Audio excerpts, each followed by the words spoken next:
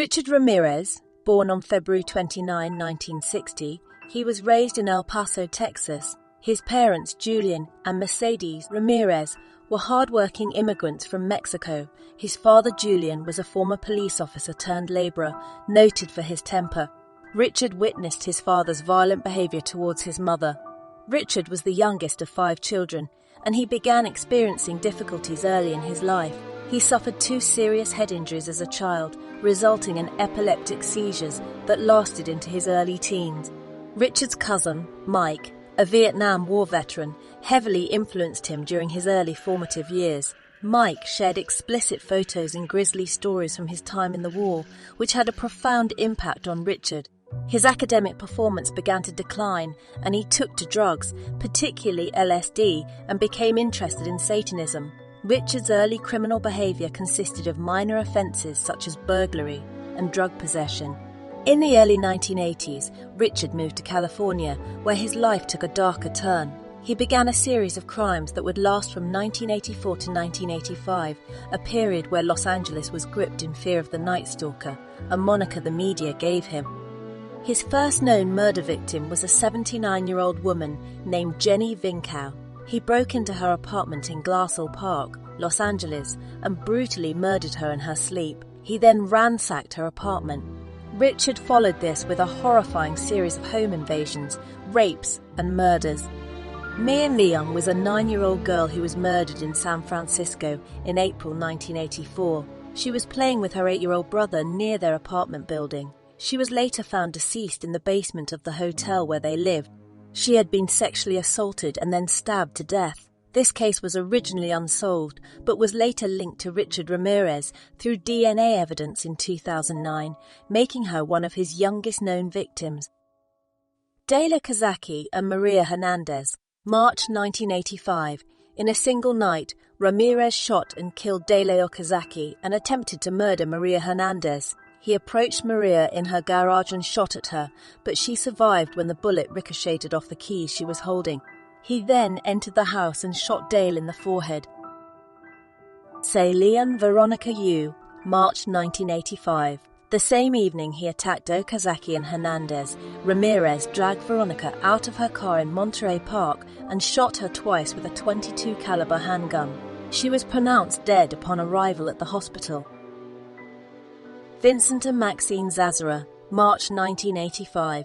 Ramirez broke into the Zazaras' home in Whittier. He shot Vincent Zazara while sleeping and then fatally beat and mutilated Maxine Zazara. The level of brutality in this crime indicated a clear escalation. Mabel Bell and Florence Lang, May 1985. In their Monrovia home, sisters Mabel Bell, aged of 83, and Florence Lang, 81, were brutally attacked by Ramirez. He bludgeoned both women and used an electrical cord to shock one of them.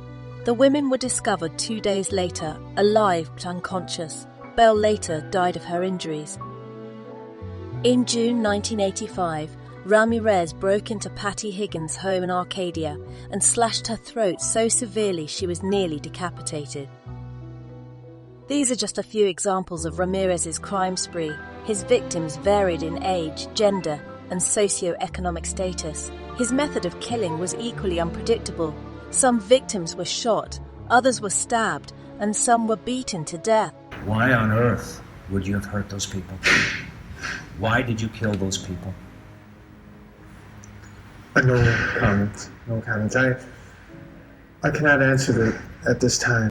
Richard often left satanic symbols at the crime scenes as he was heavily influenced by satanic and occult beliefs. He was fascinated by serial killers and their actions, studying their methods and rituals, this further instilling fear in the public and confounding the police.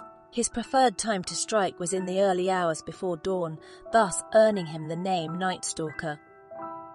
The LAPD, though tirelessly working on the case, was initially unable to identify the killer due to the seemingly random nature of his crimes. First, Los Angeles police thought that the murder of a young woman last March was an isolated act of violence, but since then they've come to believe it was connected to a wide-ranging series of assaults by a killer who's become known as the Night Stalker. Patrols and warned residents to lock their doors and windows and increase indoor lighting. The breakthrough came in August 1985 when a fingerprint was found in a stolen car that Ramirez had been using. The print matched Richard Ramirez, whose records were on file due to his previous petty crimes. On August 31, 1985, Richard's face, broadcasted across California, was recognized by locals in East Los Angeles. He was captured by an angry mob and severely beaten before the police arrived to arrest him. Richard's trial began in July 1988, which was a spectacle in itself. He often played to the media, flashing a pentagram symbol drawn on his hand, and once stating, "Hail Satan." Hail Satan. In September 1989, he was convicted of 13 counts of murder, 5 attempted murders, 11 sexual assaults, and 14 burglaries. He received multiple death sentences. Jury in the above entitled action find the defendant, Richard Ramirez, guilty of murder. This trial is a joke. Richard Ramirez spent the remainder of his life on death row in San Quentin State Prison. However, the state of California never executed him. After spending over 23 years on the death row, he died at the age of 53 on June 7, 2013, from complications related to B-cell lymphoma. Despite the passage of time, Richard Ramirez, the Night Stalker, remains a notorious figure in the annals of American crime history, a chilling reminder of the darkness that can lurk in human hearts and the fear it can unleash in a society. I believe in the evil in human nature. This is a wicked world, and in a wicked world, wicked people are born.